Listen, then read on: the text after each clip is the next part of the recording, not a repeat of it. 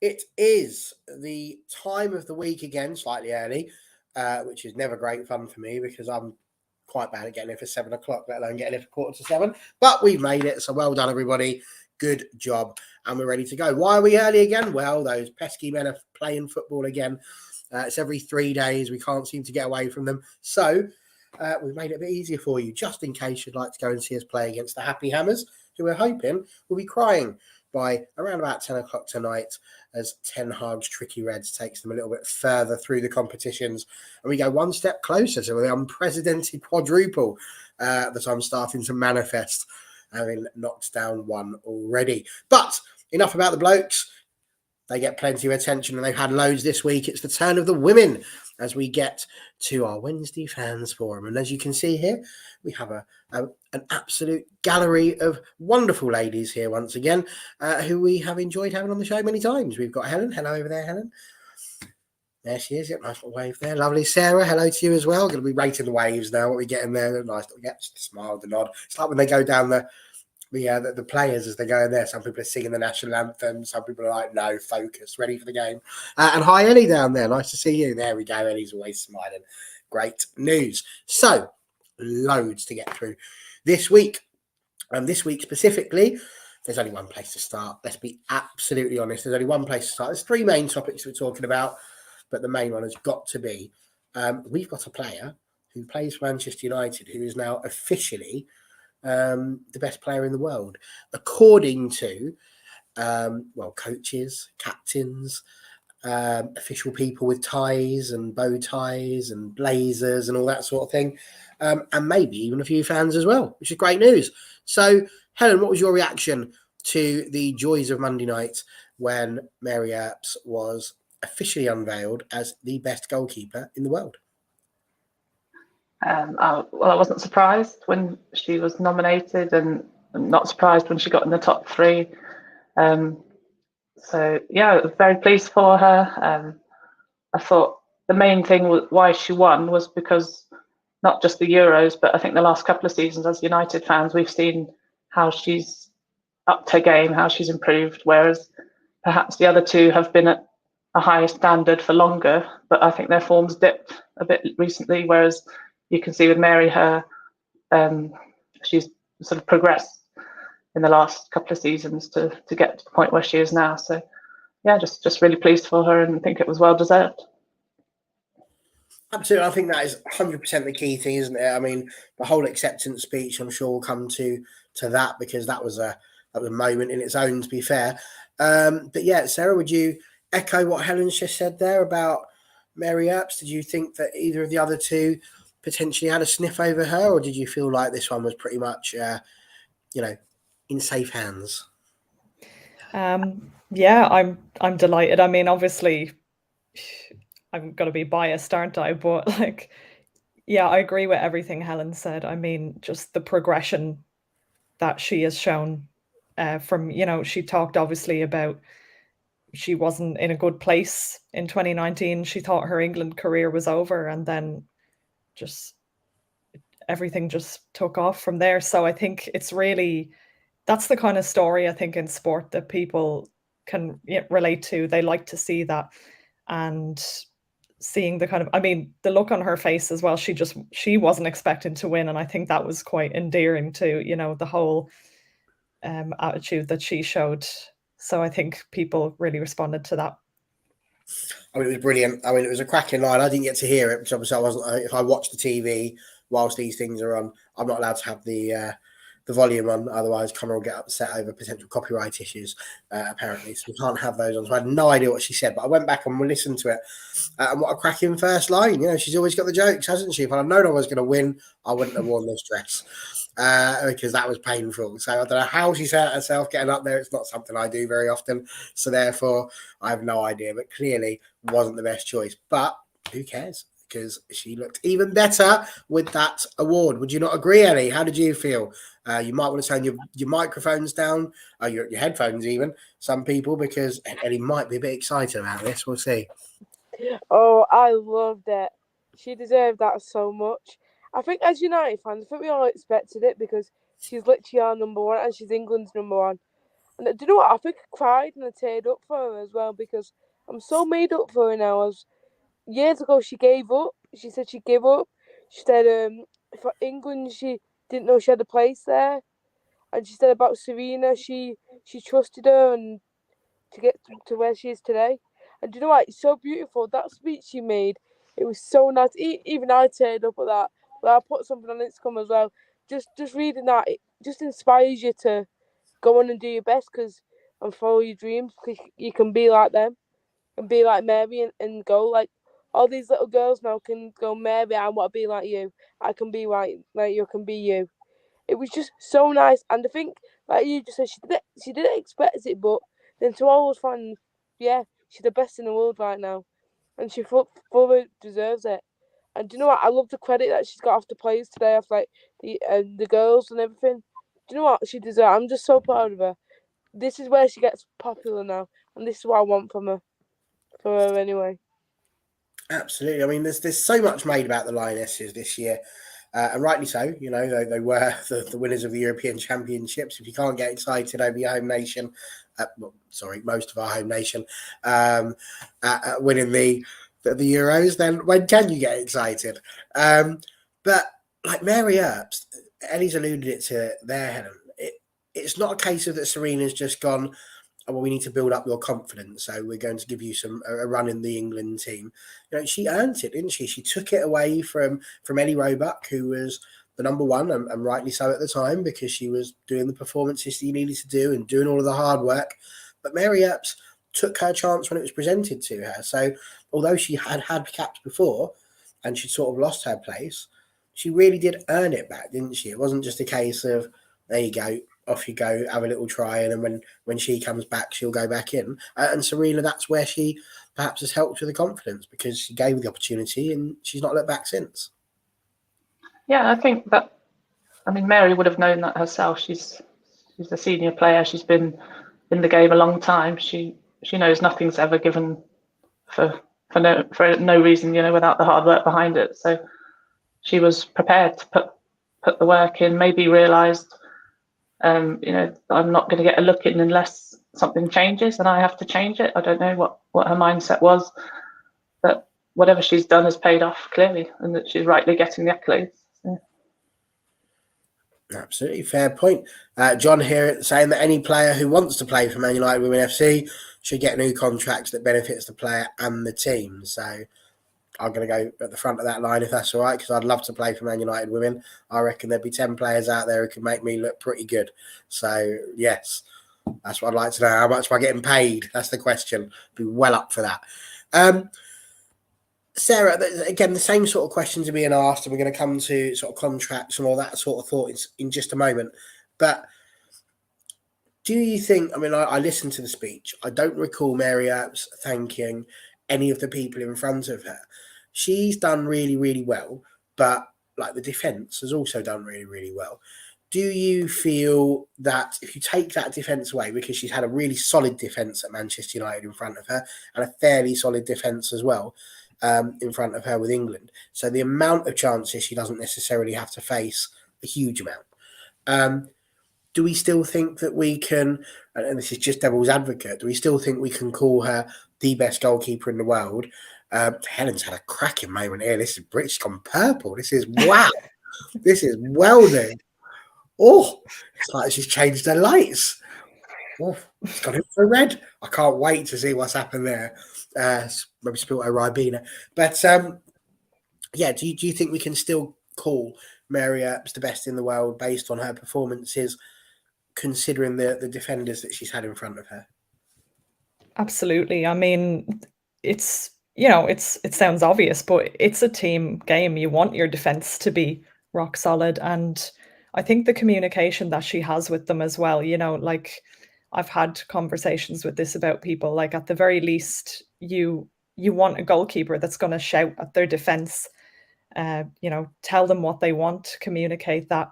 And we see her do that all the time. She's very vocal. And obviously, you know, Ellie mentioned the reactions of the rest of the team. And I think that shows the relationship that they have with her as well, and the respect they have for her. They know how important she is. And I just think, you know, obviously, if you have a little moment where the defense maybe slips up a little, you can see Mary will let them know about it. You know, she'll let them know she's not happy and they need to do better. So I think all of those are kind of signs of how they work together and how important they are to one another. Interesting. Yeah, fair point. Sporty's put here, it's a bit off where someone's clipped goals conceded by Mary into a video. If you can't say anything nice, say nothing.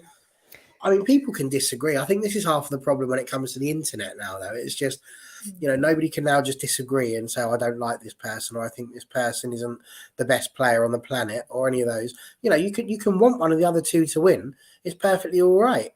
But to have to deliberately try and go out there and prove why somebody is worse than others, rather than, you know, why not build up a nice little clip of why the other two deserve to win over Mary, rather than trying to go that way. So that does seem like a bit of a silly thing to do. But yes, so Ellie, obviously we've been talking about the defence on that.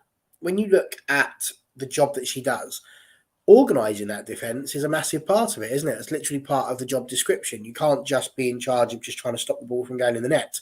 It's really important that you organise your defence, that they're going where you want them to go. It's a bit like placing your pawns and your pieces on the chessboard so that they are in the places you need them to be to protect what would be the king, I suppose, in the chess game, but the goal in terms of the football match. She does that really well, doesn't she? She's a player that we always hear from the stands. She's always communicating. And I certainly recall that in the 7 goals, I think, that she's conceded this season, there's not very many of those, if any, that we can really say are a Mary Earps error. They were from, you know, other people that have made it almost impossible for her to save. Would you agree with that? Yeah, I would. Like, do you know what? I'm gonna say this. She's captain material, Mary, right? But we can't write Katie off. Katie's a perfect captain, but the way Mary organises the back line, we can tell that from the stands. She always shouts at them if they're not in the right position, and it's so good to see. And like you said, yeah, the errors have come from the players, not Mary. Because Mary, she's had some unbelievable saves, even in that Chelsea game where we lost. She did some good saves, and the defence. I love Millie being back in the defence because she's the tall one and she can like stop the balls and block them out. But then that defence and Mary click together, you can see that. But obviously, when you just said when they're out of shape, Mary shouts them and make sure they're focused. And that is what I love, the communication between them. If there was no communication, then it'd be rubbish at the back. It's good the relationship they have as well, and the relationship she has with Sophie as well. Because come on, Mary's our number one now, but you can see the competition between them two as well. She gives Sophie the reason to fight. Absolutely, but I'd say if I was Sophie Bagley now, I'd be thinking, well, that's it. If she's the best player in the world, how do you shift that out of the goal?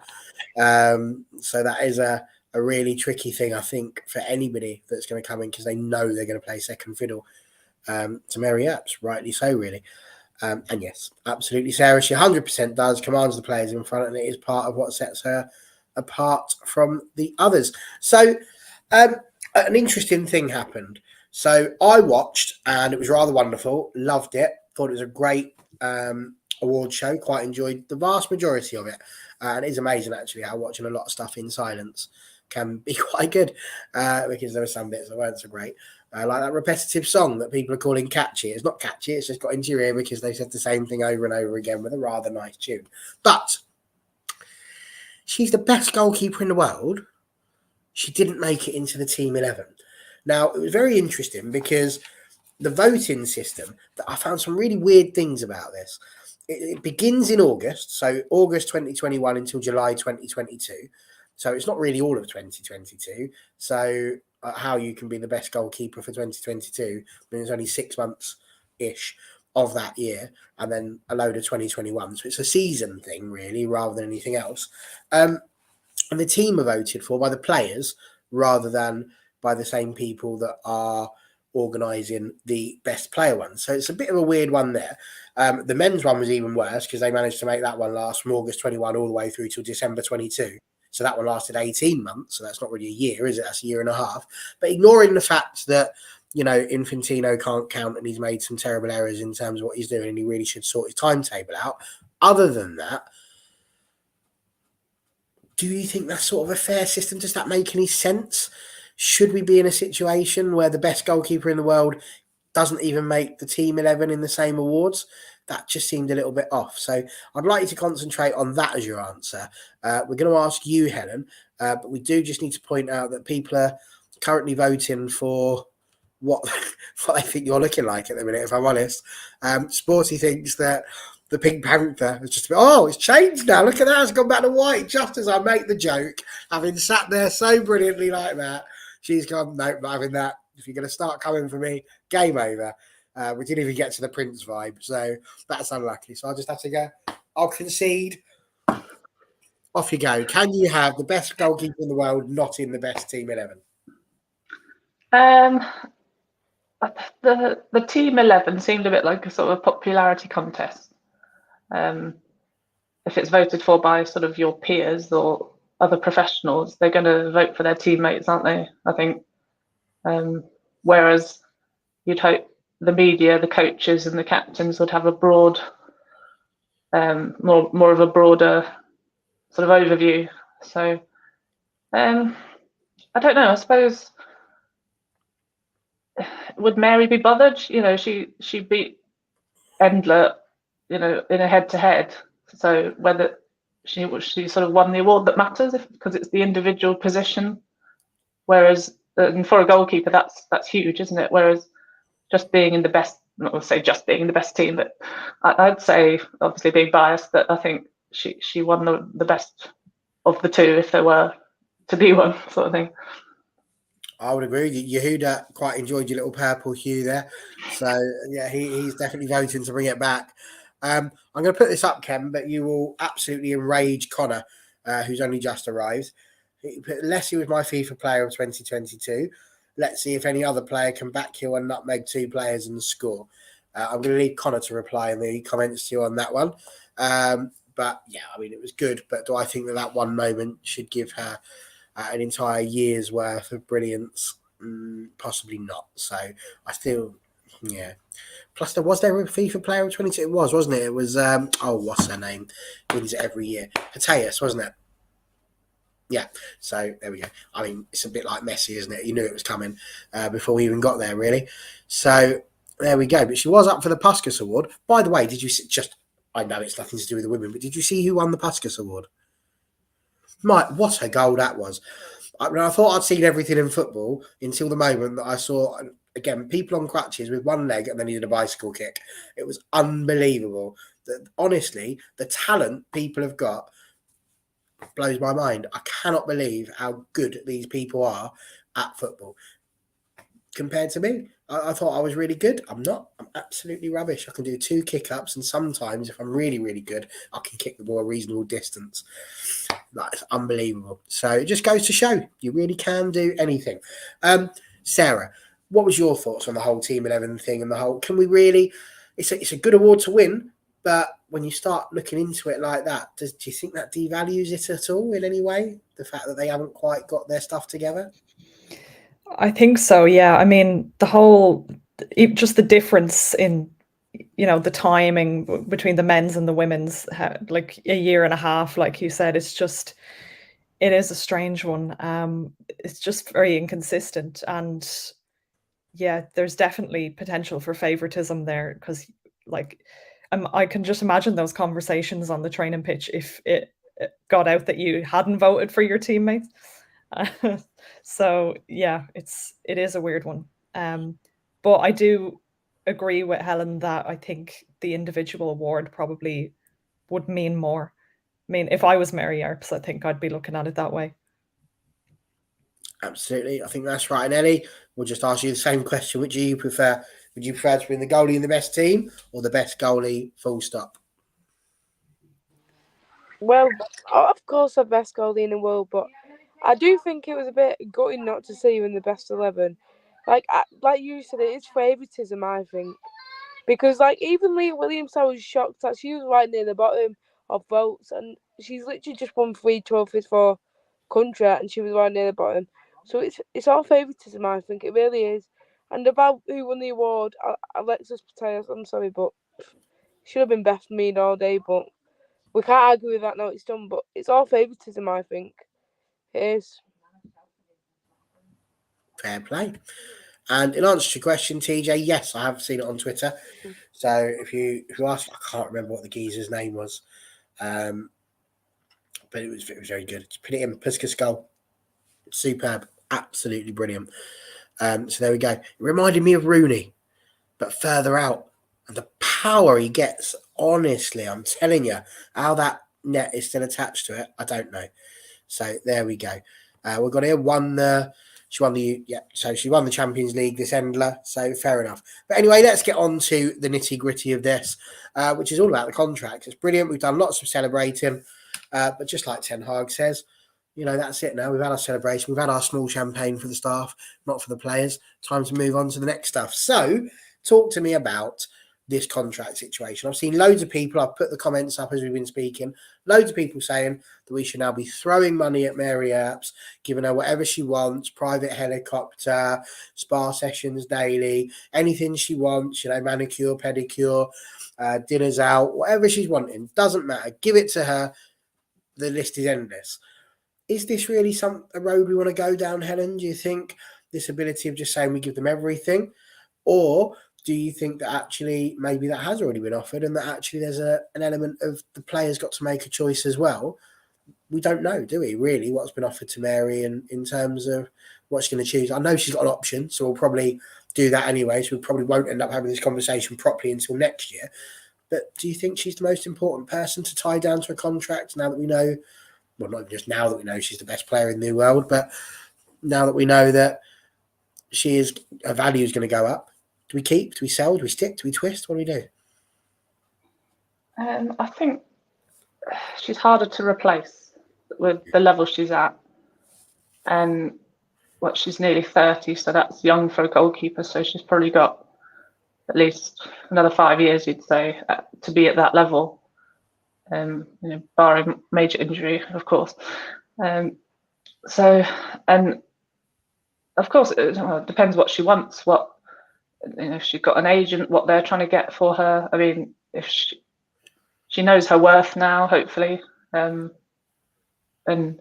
it's what the club is prepared to spend, what they've got to spend, what the budget's like. We don't know that really. But as for just throwing money at players, I think that gets a bit stupid. Like, no player should be holding the club to ransom.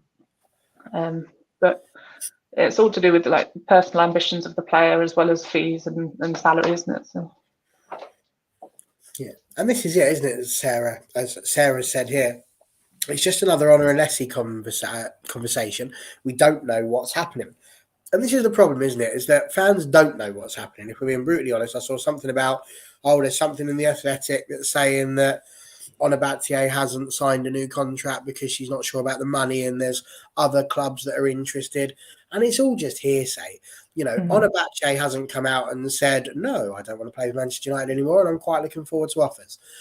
Manchester United haven't come out and said, actually, we offered her £5 million in her own private island, but she said no. So we don't know. We don't know whether a lot's been offered.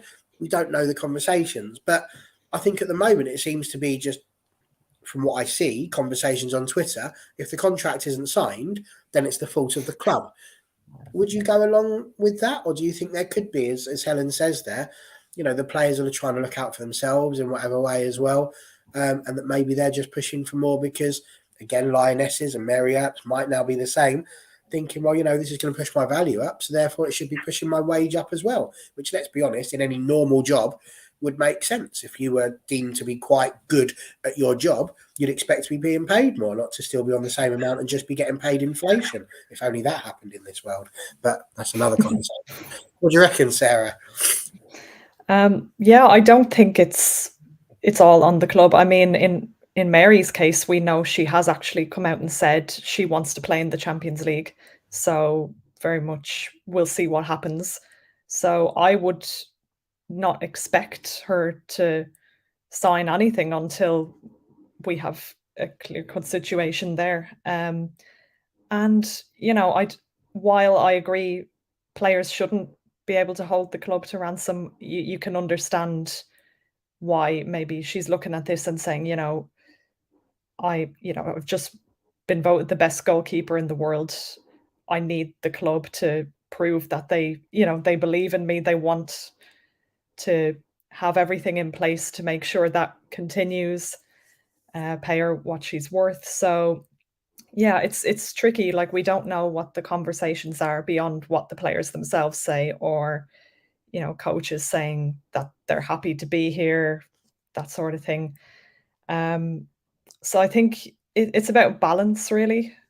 Things can get out of hand, but I don't see the harm in having the conversations, because I think most players are probably undervalued as things stand. So it's a conversation worth having.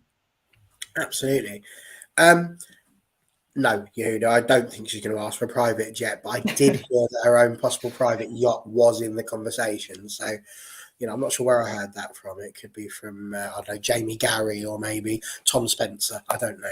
So I'm making things up. It's what I do. Ellie, and anyone can believe it because I've just sat here and said it on the internet. And you know what? Just because it's on the internet doesn't mean it's true. But that's another question altogether. Ellie,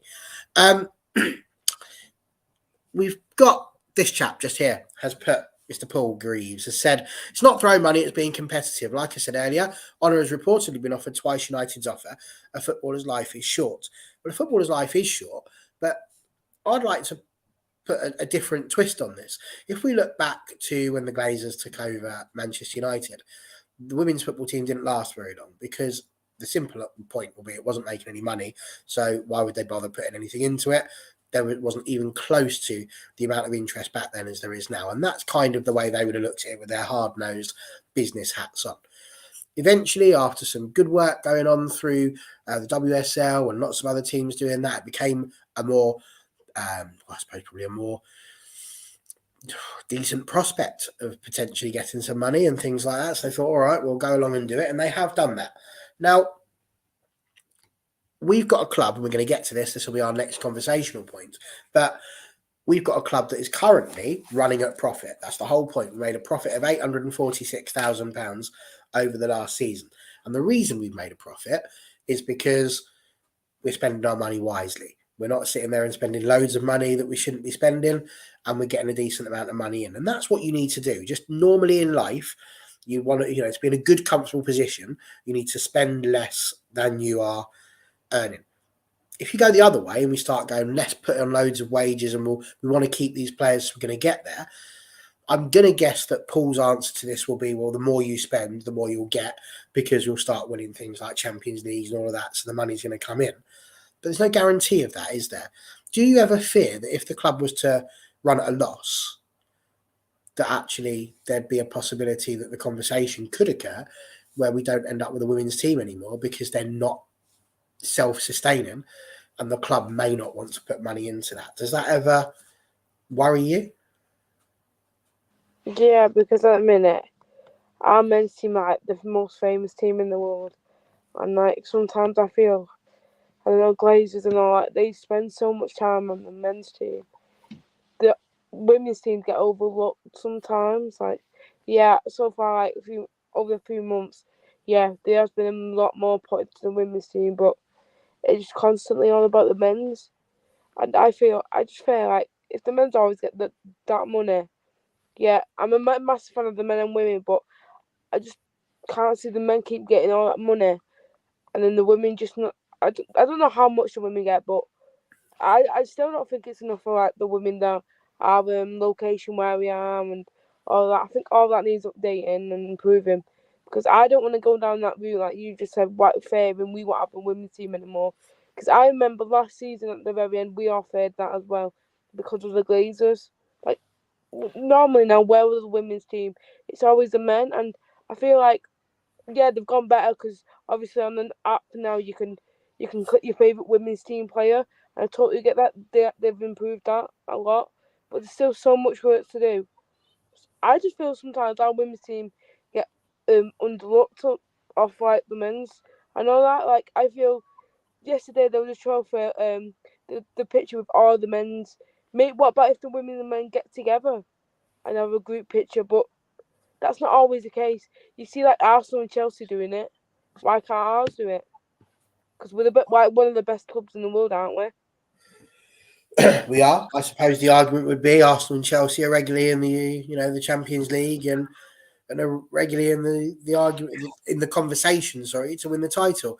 Ellie, I just wanted you to respond as well to your thoughts as to whether or not Mary Earps is the most important contract to sort out, or would you potentially go for Honor or Russo or somebody else?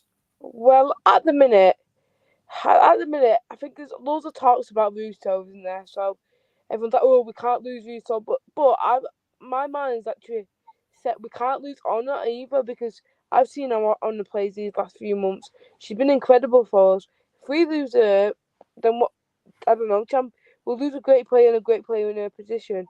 But Mary, yeah, of course, she's like the most important player now, because she's literally the best goalkeeper in the world. And I was saying last night, we'll be after her now, like wanting to grab her off us, give the money, get the money for her, just like Arsenal tried to do to Russo. So yeah, she's the most important player, but so's Honor, so's Russo. But it all lies on whether we get Champions League. And like I said, we're winning the league. I think we are, but it all depends on that. Yeah. It does. So I'm with you. Listen, anyone who watches this show knows I called that day one. So, if it happens, just saying, right, I said it. Don't be surprised, because I will be smug. I will be. And rightly so, I feel, because nobody else was saying it. It's just us two. Like, yeah, we're going to do it. So we shall see. Listen, I feel like I often have an argument here, and we're going to just do it again here. If you were being offered $100,000 a week and £200,000 a week by someone else, what would you do? Well, it depends on what you're motivated by. But if you're motivated by having enough money to be able to create a life for yourself after football, obviously you're going to go for £200,000. My issue with it is this. We're talking about lionesses, we're talking about all of that, and we've got 6 lionesses in this squad. Here's the problem, in my eyes. You give Mary Earps, and we'll just use your figures because they're easy. We'll give Mary Earps £200,000 a year. That's brilliant. What does Leslie Russo then start to think? Well, she's getting 200,000 and she's not done anything better or worse than me, so I want 200,000. So now she's got to be paid it. And Atoon's like, well, old tight, I just got to go in the final, so I should be getting £200,000 too. So you start getting all these drop-down things. On a back chain now all of a sudden sits there and goes, well, hang on a second, people keep telling me I'm the best right back in the world, so surely I should be getting 200. And now you've got these arguments about where the money's going. So you can't just throw in a massive disparity like that.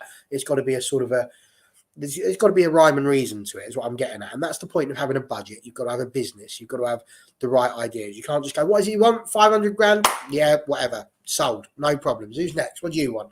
What's that? 400 grand and a hula hoops every week? Yep, I can do that. No problems. That's not what it is.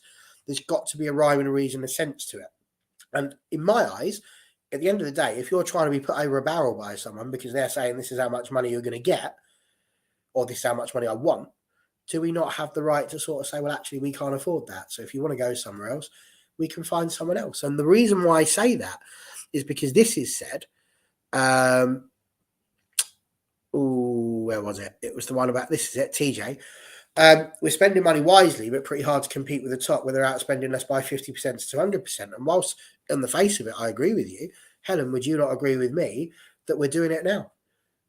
So it's clearly possible, providing you get the right people and the right attitudes and the right training and the right coaching in place. Would you agree? Yeah, I mean, the league position says it all. We have competed with the traditional top 3 in the WSL this season a lot better than we have before.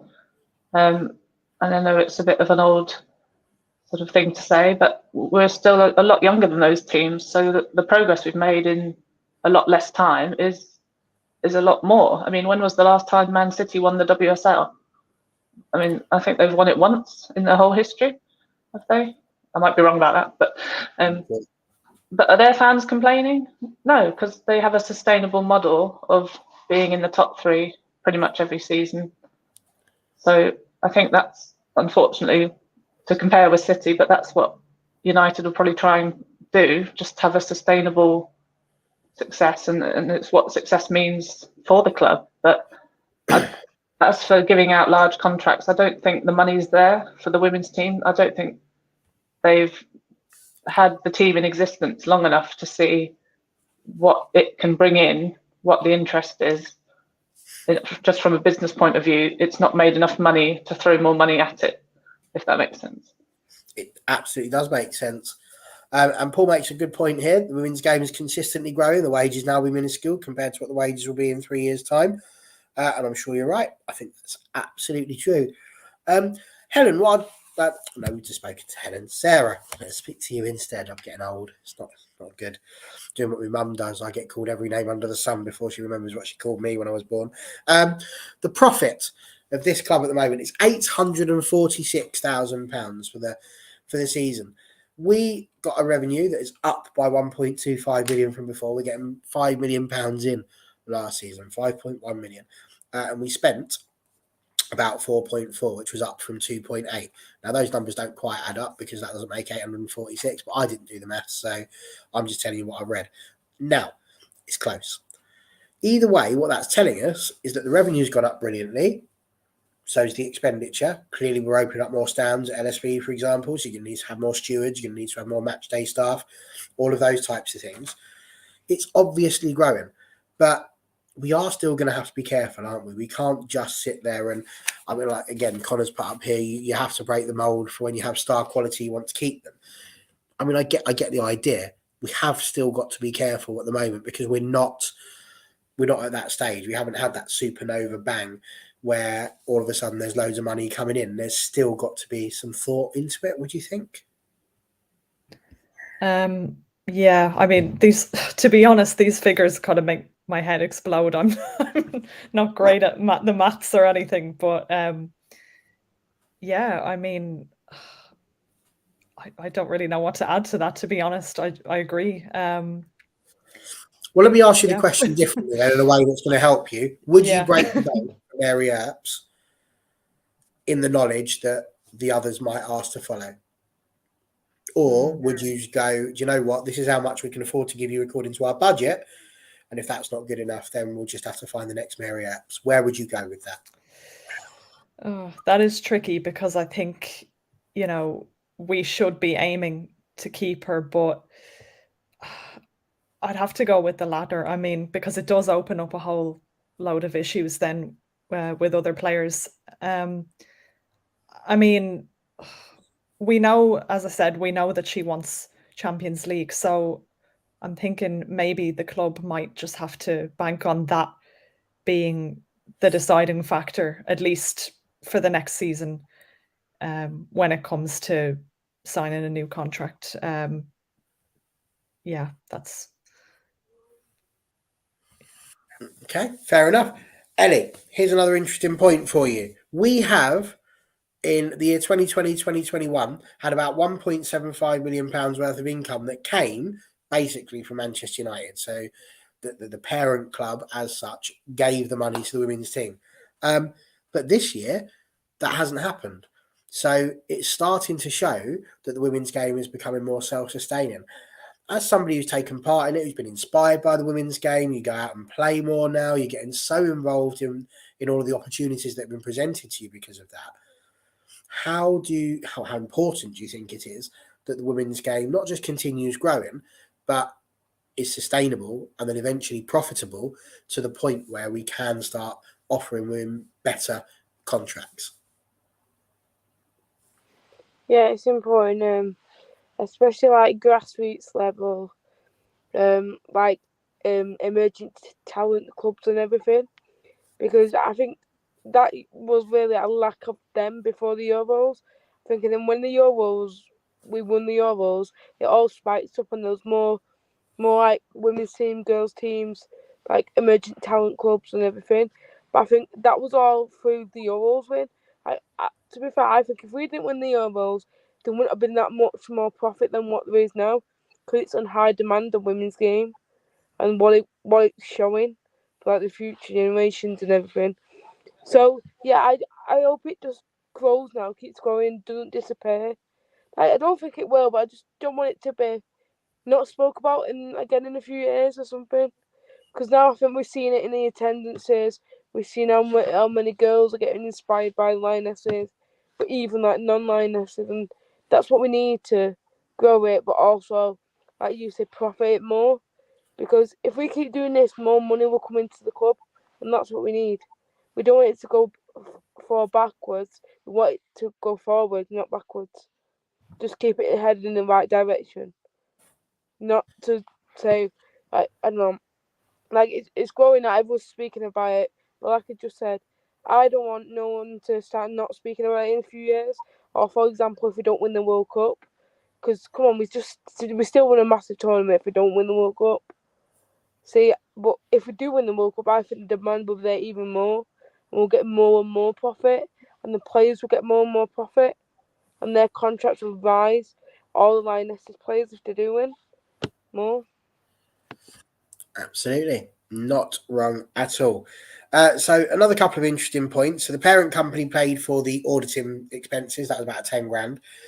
No directors, otherwise known as Richard Arnold, Avram, Joel, Brian, were paid by Man United Women for any services carried out in 21-22 or the year before. So that's quite nice. So they've not touched the women's side, which is good news. But here's the interesting point now, and I'm just going to throw this out as we sort of draw this part of it all to a close. The wage bill was 1.8 million. It's now 2.3. So last season, the wage bill was 2.3 million. And I just said our expenditure was 4.4. So that means over half of our expenditure is the wage bill. Now, Connor's put on here, and I think he was perfectly correct. Was it this one? We said we'd competed this season, but you're talking about keeping these top players, therefore you need to invest to keep them. I think we do, and we've had a lot of conversations about the team and the players that we want to keep and what we're doing. But we have got the issue of the players and where they want to be. A lot of them are possibly waiting for the Champions League, but we know that, for example, Honor has got a Catalan heart. You know, there's a very real opportunity that she wants to go to Barcelona in the same way that Ronaldo wanted to go to Real Madrid, because that's an ambition they've had. That's something that they want to do. I suppose the last question, and we'll go round, Helen, Sarah and Ellie, with it's the same question. If they don't sign the contract and we don't get told the reason why, would you instinctively either blame the club, blame the player, or just go, well, I don't know what the reason is, and just carry on supporting and hope we find someone better? And I know it's a really tricky question, but I think it's it in a nutshell, really, isn't it? Because people at the moment seem to be either this side or this side. They can't seem to find that middle ground of, well, I don't know, actually. So, you know, basically, are you sensible people, or are you going to be extreme? Where are you going? We'll start with Helen and then go round. Or Prince, whatever we're calling you now. I'm not going to live this down. It rarely happens on these shows, to be fair. We're still talking about Connor with his life. Have you seen the new Connor, by the way? Did you see him on Monday, the new Connor? So what, sorry? We'll love this. There he is. Oh, that's cute. Oh. There you go. Little cuddly Connor. Carry on. So if a player doesn't sign a new contract, I'm not going to blame them. I'm not going to hate them. I'm not going to boo them if they play for another team. I'll be disappointed, of course, but you know, their reasons are their own. You know, if they want to play for the club, great. But if not, see you later. Sarah?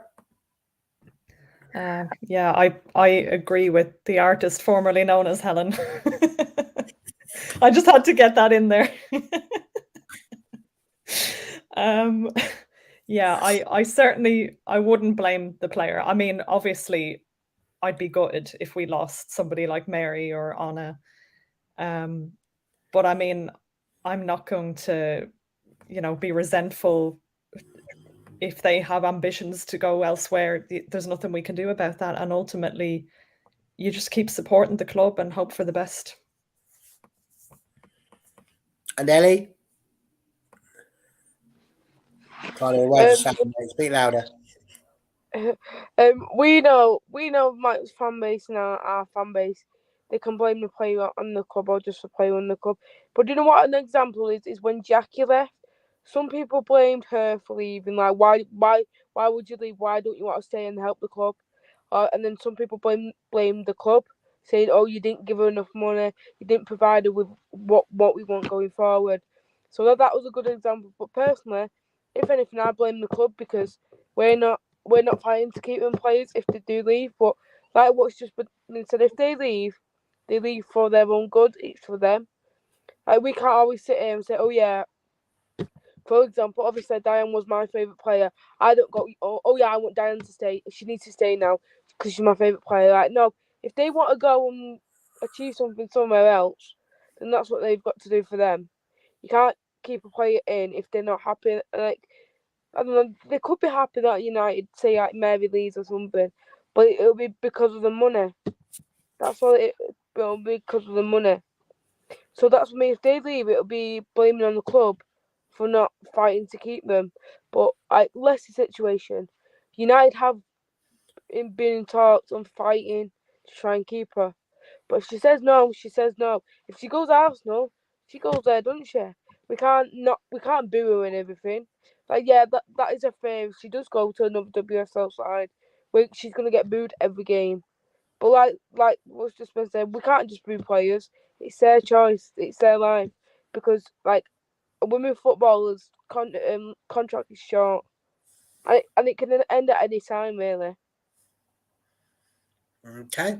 Fair points all round. Thank you. Comments are amazing. It's great. And remember, debate is the lifeblood of this channel. It's pathetic if we all just come on here, including in the comments, we all just sit here and nod at each other and go, "Oh, yes, I totally agree with what you're..." We're not a cult. You know, that's not what it's all about. By all means, come in and disagree. Having said that, I'm going to do that now, just briefly. So 1.75 million is a tiny amount of money for United. Yes, it is. But I do think at some point, the game has to not split, but has to get to the point where it's not being funded by one side or the other. The parent club looks after it, and the men's side looks after the men's side, the women's side look after the women's side. Yes, the money should be injected initially, 100%, give them the support, but in the same way that like parents might go, you know, here's a deposit for the house, now go away and live in it and, you know, don't come back sort of thing. You know, give them the chance to work and to be successful, and then allow them to be successful. And I think that's kind of the case where we are. If you constantly keep going back and saying we want money from the other team, it opens it up to that argument of, well, you know, why should the men be doing this and that and the other, and all the things that you hear that you don't want to hear when you're on Twitter because you've got better things to do, like trying to find out what number ball Man United women are going to be in the FA Cup. So, you know, all this stuff that just blocks up Twitter with rubbish. The answer to your question, TJ, is here. There it is. That's the symbol for the artist formerly known as Helen, just an H. That's quite nicely. So we shall go with that. Our last little bit of a conversation is going to be around the international matches, and specifically about a conversation we sort of brought up. We spoke a little bit about the Canada side and what was going on there. We've spoken before about the Spanish side and what's going on there. The French side had a similar sort of problem, although it didn't feel like it was a mass walkout. There was just some rather large names that said, no, we're not interested anymore. Now, I'm not 100% up on this one, but I think the Canadian manager has stepped down, or the head of Canada football, has stepped down. There's lots of things going on, but I want to kind of drive at this question from a slightly different angle, which is this the right thing for the women to be doing that are in these organisations? They're basically saying that, I mean, it's the pinnacle. We all know that international football is probably the most watched currently at the moment, rather than the WSL or the the Liga F, those sorts of things. All of those leagues that are being watched about the women aren't necessarily quite to the level of international football. That's currently probably the most watched women's football around.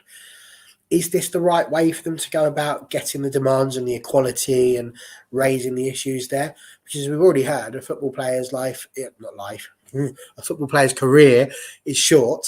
And so therefore, you want to try and make the most of it as you can. or does that show the depth of feeling that these players are willing to give that up in order to create a better future for other players? What's your thoughts on that, Helen? I mean, I don't know for sure, but I'd imagine that they've not taken the decision lightly. Effectively going on strike, aren't they? And they think it's serious enough to potentially jeopardise their international career. So it means that much to them. And again, as you said, that they want to make sure it's less likely to happen for other players or upcoming young players in youth setups. And yeah, I think they must have tried other avenues, and this is their last resort. Fair point. Sarah, would you sort of go along with that? I know that we've spoken a little bit about it, but again, they're very vociferous about what they want to do.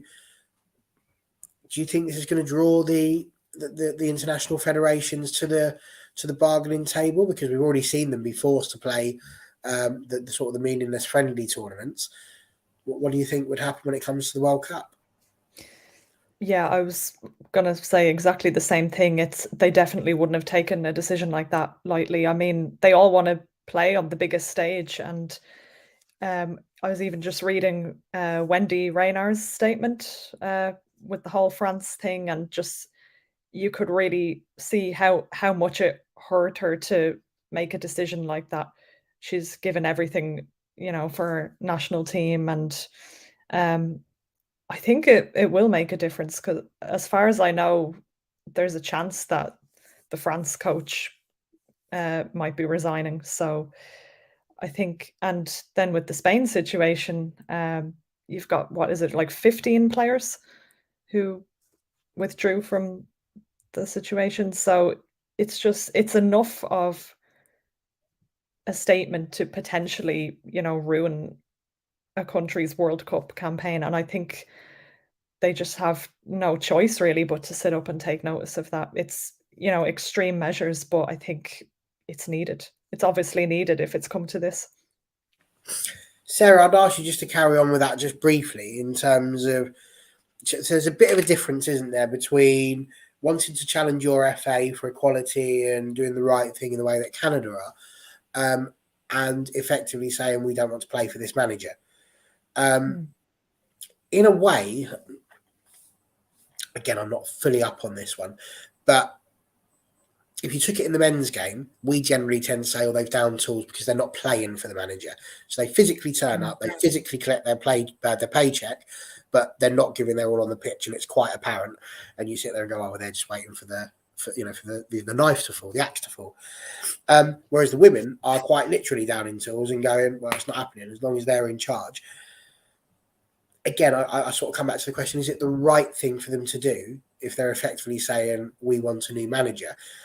I suppose what I'm asking is, do you agree with the points they're making? Do you think that the reasons they're giving for the managers to be removed are correct? Or does it open up a precedent that actually anytime you think you don't like a manager, we can just go, well, we're not going to play anymore.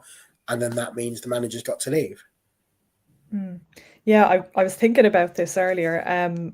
I mean, I think first of all, the fact that it's so many players who are objecting kind of shows you the extent of the problem. If it was like a player here and there, you might be more inclined to question what their issue is.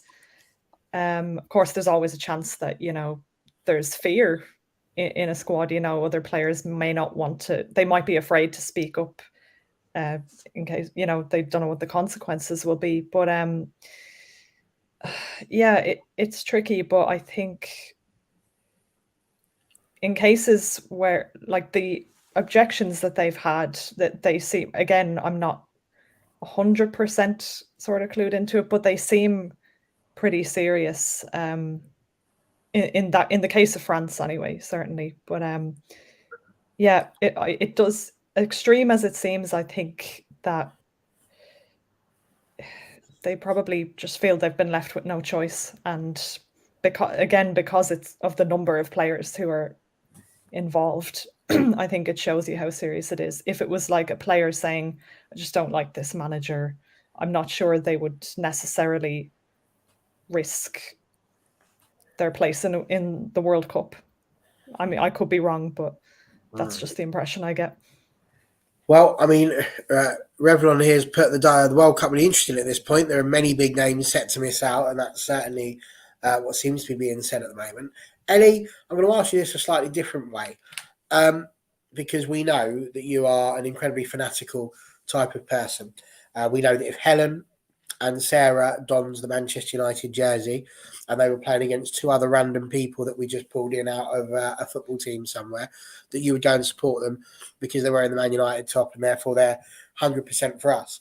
But when you take it to the point of what these women are asking for, do you find yourself 100% supporting the players, no questions asked? Or do you think that fans in general will actually take a look at what the demands are and sort of see whether or not they think they've got a valid point or not? Well, I'd say the players maybe, because I think we all know that what they've said. You said it hurt when Wendy could see that in what she wrote. It hurt, and all she wants is for equal opportunities for her country. And same with Canada. Like, some big names have said, yeah, we're not playing anymore, we don't want to play. But they have to be forced to play them games. And I just don't feel it's right, because if they're saying they want the money like the men's team, like I think Scotland have done it recently, equal pay for the men and women's team. And I feel that's what it should be everywhere. Even I've questioned as the Lionesses got the same amount as the England team, but I think they have. I don't know if I'm wrong or not, but I think they have. But like what's been said then in the comments, the World Cup's literally on the horizon. But I've just counted actually on, I think, 4 months or something, and then we're missing out on some big name players that we actually want to see. Like, I'd love to see like Alexis Putellas, but obviously she was injured for the Euros. We don't know yet whether she's going to take part in the World Cup if all this federation stuff still continues, because we want to see them big players on the biggest stage, not to miss out. And then when I seen Wendy's post, I was a bit gutted because she's a massive player, and I think is it Katoto, she's done the same as well. She stood down and said that I don't want to play anymore while all this is going on. So I think equal play is needed for the countries. Otherwise, we're going to miss out on those players for the World Cup. And I risk like Honor and Lucia playing for Spain at such a big tournament. Will they miss out now because of what's going on? I think Netherlands did it as well with their manager. He stepped down, as in the Euros. It was just all big fiery over him.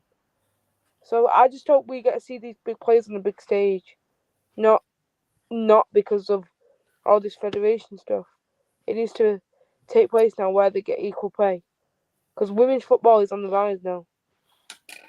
Absolutely. I can't argue with any of that, and that seems like a really nice way to sort of bring it all to a close. We will say, just in response to a couple of comments, so Yehuda, absolutely not. I'm not saying for 1 second that what's going on now is about just not liking a manager. My point was that could it get to a point where, in the same way as if we'd have allowed old Cinnamon to do her little grabbing of the face when she was gingerly touched on the arm, then more people might do that because it's been allowed. You see, it's like, well, hello, we've got stuff happening at the top of there. And honestly, it's great for us. I've got you there. It's great to see it. Yeah, so it's not about that. It's about what it could lead to. And TJ also put this, and this is absolutely true, and it should be a good point to mention, whether if there is at any point sexual impropriety anywhere within the women's game, it's out straight away. It's unacceptable.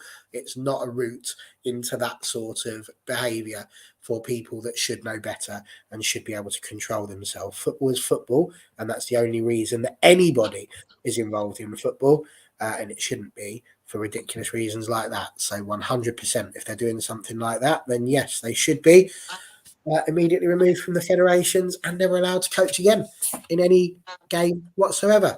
Now, we had a nice conversation about the artist formerly known as Helen, and unbeknownst to Helen, obviously I gave you the symbol, and Helen was, she was like H, but then actually she came up with another little idea. So I was doing a bit of doodling whilst I've been listening a bit here, and I've come up with using the H to create your official artist formerly known as Helen. These are my artistic abilities.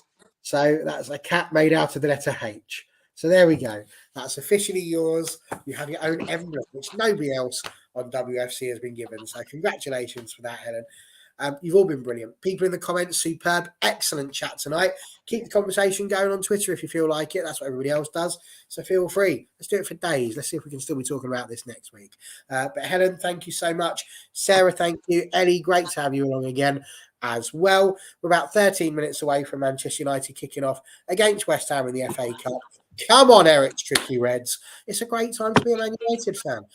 Something in the comments just said Mary's getting awarded now with Casemiro. Yes, getting paraded around, absolutely. Like a show pony. They're being taken around. But it's great fun because they should be, because we've got the best goalkeeper in the world playing for Manchester United. And boy, doesn't it feel good. See you next time.